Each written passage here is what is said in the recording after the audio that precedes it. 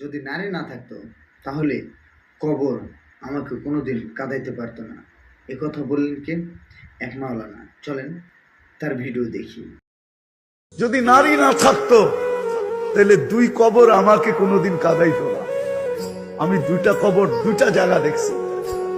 রাবেয়ার বাড়ি আমাকে কোনোদিন কাঁদাইতো না। রাবেয়ার বস্তির বাড়ি আমি 6 বার দেখছি, 6 বার। 2,500 মানুষ আমার কাছে কিতাবি এলেম নাই, কিন্তু চোখে দেখা আছে। রাবেয়ার বাড়ি আমাকে 6 বার কাঁদাইতো না। রাবেয়া কিতদাসী মহিলা ছিল।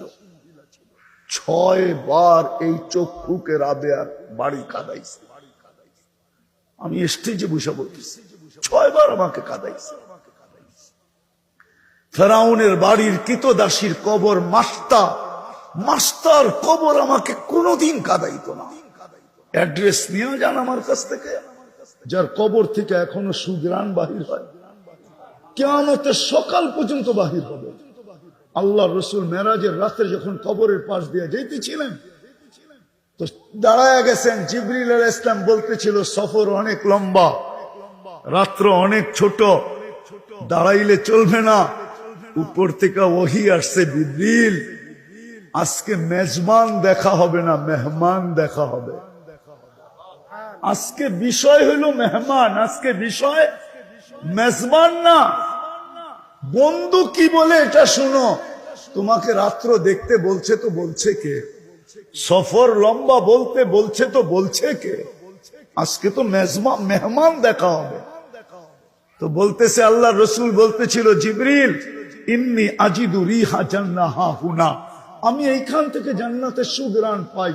তো জিবরিল আলাইহিস সালাম বলতেছে এটা জান্নাতের সুঘ্রাণ না, এটা ফিরআউনের বাড়ির কিতদাসীর কবর থেকে সুঘ্রাণ। বলছে নাম কি? কয় মাস্তা।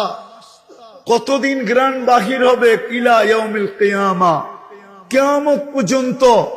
কয় কাহিনী কি? কয় কাহিনী বড় লম্বা। তো কাহিনী শুনাইতেছেন। ফেরাউনের কিতদাসী মোমেন মুসলমান ছিলেন। পালক মেয়ে যে পিছে দাঁড়ানো ছিল এটা তার জানা ছিল না। ফেরাউনের কোনো আপন মেয়ে ছিল না, পালক মেয়ে ছিল।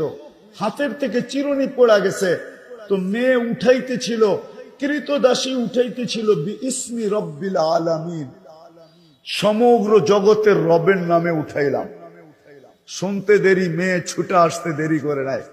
আয়সা বলছে মাস্তা আইয়ু রব্বিল সাম্মাইতি, কোন রবের নাম নিলি? তো ইমান তো ইমানই হয়, ঠিক না? ইমানে কিন্তু ম্যাচের কাঠিতে যেরকম খোঁচা লাগলে ম্যাচের কাঠি জ্বলে, বারুদে যেরকম ধাক্কা লাগলে বাস্ট হয়, ইমানও কিন্তু খোঁচা লাগলে ইমান বাড়ে।